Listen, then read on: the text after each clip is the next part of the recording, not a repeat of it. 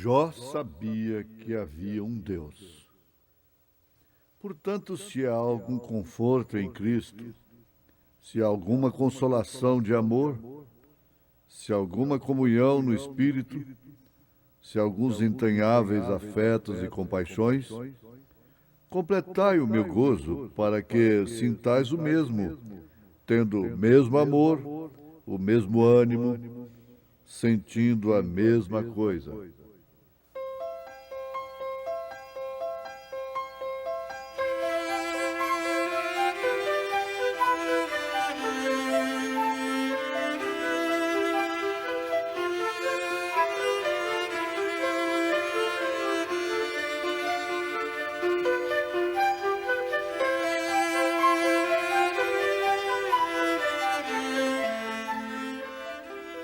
Jó sabia que havia um Deus. Ouvintes,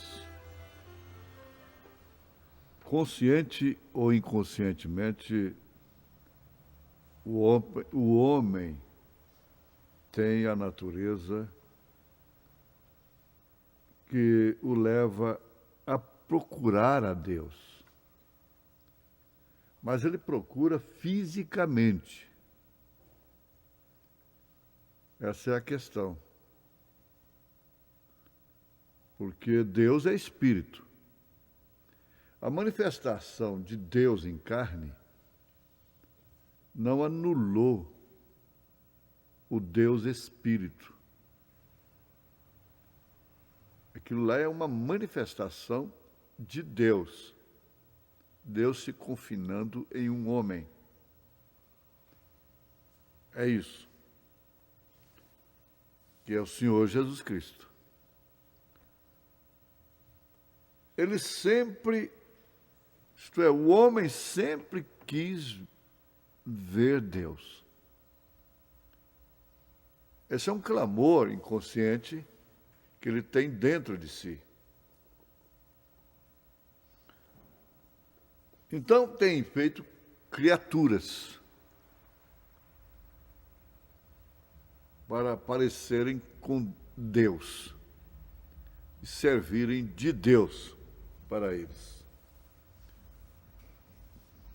Os hindus, por exemplo, adoram o sol. O irmão Brana, quando esteve lá, ele desafiou toda aquela raça. Porque foi levado um homem cego de tanto adorar o sol. Ele disse, se este homem passar a ver normalmente aqui, vocês aceitarão a Cristo como o único Deus e Salvador e deixarão de crer nestas coisas? Foi um desafio tremendo. Eles são muito criteriosos, meticulosos.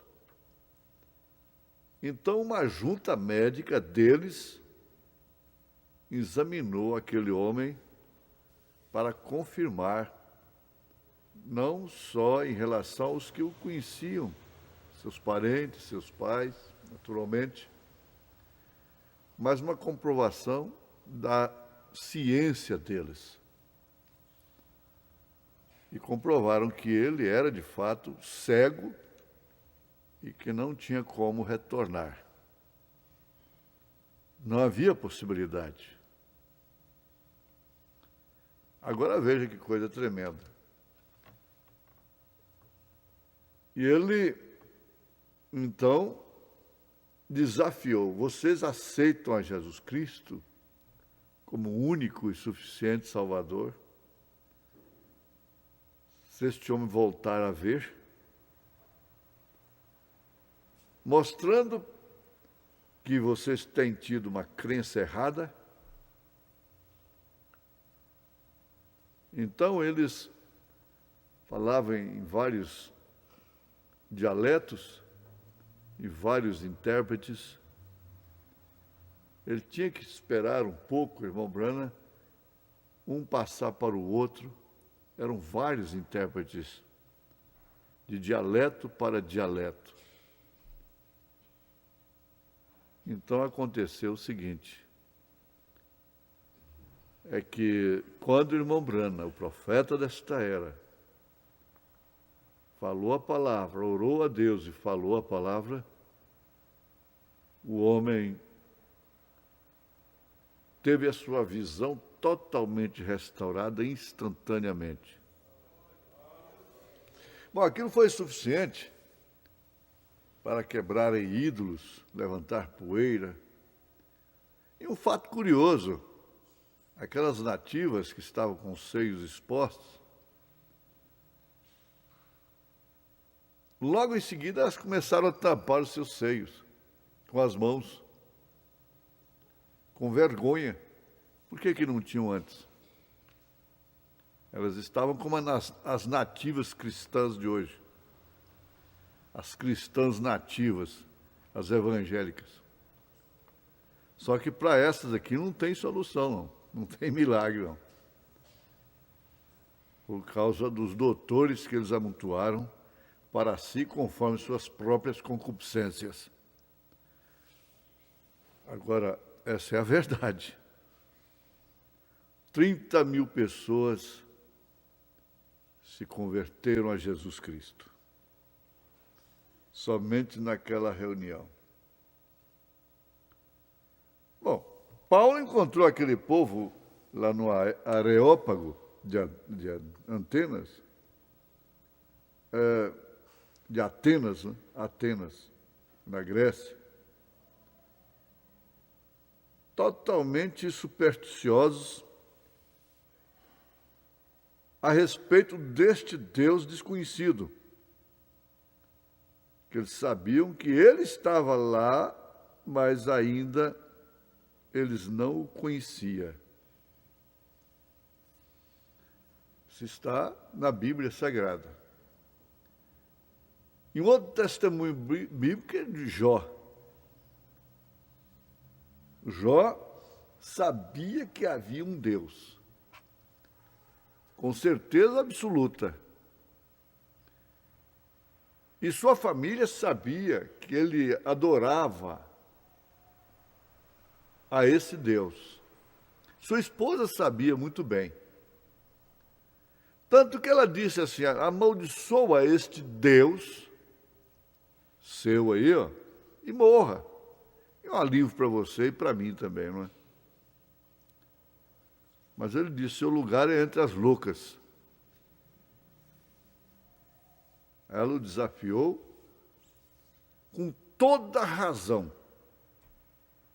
O perigo para as mulheres é exatamente aí. Com toda a razão. Nós não sabemos o que esse homem ouviu mais daquela mulher. As censuras e tantas outras coisas humilhantes. Afinal, ele ficou até exalando mau cheiro.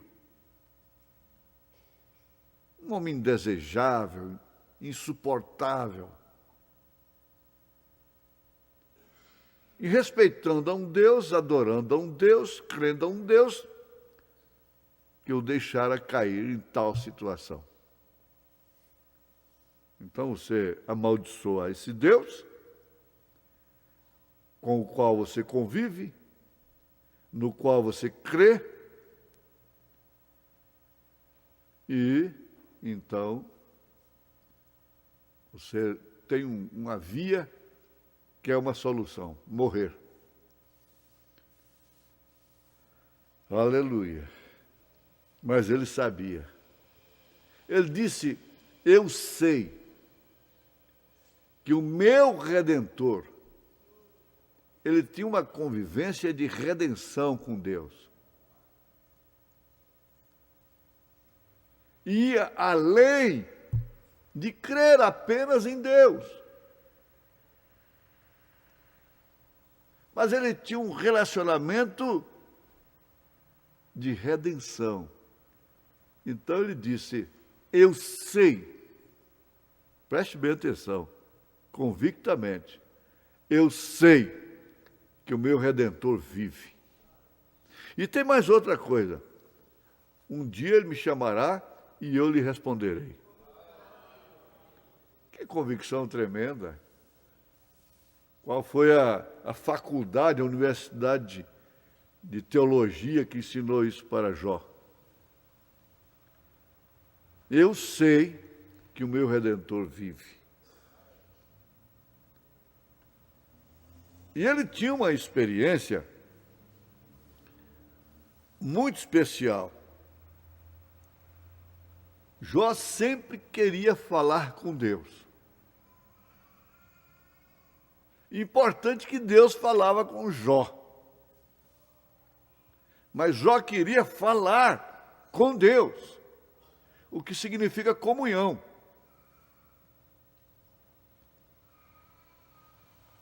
E qual foi a forma que Deus escolheu para falar com Jó? Velado. Ele estava velado quando ele falou com Jó. Aí vem um grande desvelar de Deus. Ele estava velado em um redemoinho. É isso a Bíblia? Correto. Desceu em um redemoinho. Coisa que ninguém deu importância. Coisa natural. Acontecer principalmente num tempo de estiada. Levantar aquele canudo de poeira. Ninguém estava sabendo de nada. Que Deus estava falando com Jó. Nem seus próprios amigos. Amigos denominacionais. Lá em Tucson, Arizona, nos Estados Unidos, as professoras pararam com suas aulas, o trânsito parou. O movimento da cidade foi chamado a atenção para um pilar de fogo manifestado em uma nuvem, lá em cima na Pedra da Águia, no Quênio Sabino. Ninguém sabia de que se tratava, era um fenômeno. Mas um garotinho puxou a saia da mãe. Sabe o que ele disse? Mamãe, o que é, meu filho? Olha lá. Mamãe, aquilo lá é Deus falando com o irmão Brana. É maravilhoso. É Deus falando com o irmão Brana. O garotinho. E sabe o que Deus estava falando? Estava entregando a grande, tremenda mensagem. Casamento e divórcio. Nos Estados Unidos. Ali ele estava velado num redemoinho. Desceu em redemoinho. Agora, tanta experiência do profeta desta era, que dá para também o mundo incrédulo ignorar. Mas o mundo crente não tem como não perceber. É o caso do garotinho. Deus sempre falou com o profeta desta era no redemoinho. Sempre falou com ele assim.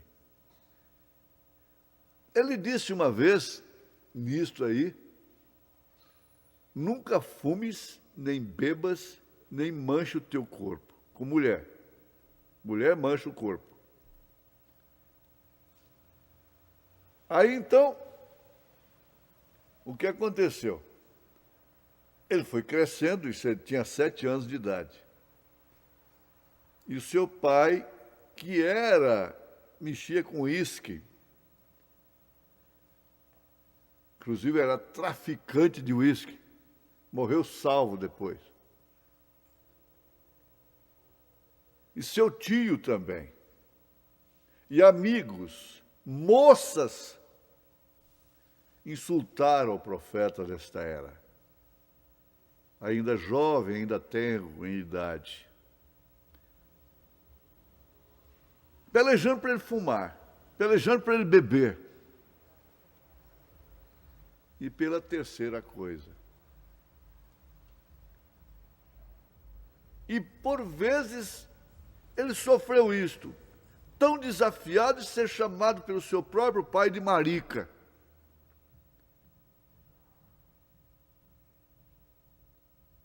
Uma certa feita, num barco, o seu pai, o seu tio, o chamaram de marica, porque não queria beber. E ele pegou a garrafa assim, nervoso, desesperado, e quando foi levando na boca, veio um redemoinho. Nunca bebas, nem fumes, nem contamine o teu corpo.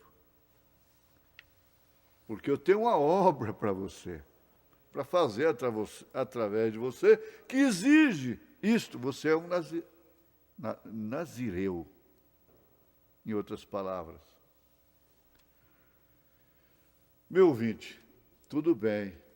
O importante é que o cristão, o crente em Jesus, que tem essa experiência com o Deus Espírito, o Deus Cristo, não a coisa física, não tem um redemoinho nesse processo, esse fenômeno da natureza, em seus passos, em suas decisões, que possam comprometê-lo, mas tem no coração. Tem um reconhecimento de Deus no seu coração. Quando você está certo, quando você está errado. Você está certo em crer nesta mensagem. Você está errado em não crer nesta mensagem. Você sabe que está errado. Mas graças a Deus que nós cremos. Em nome de Jesus Cristo. Amém.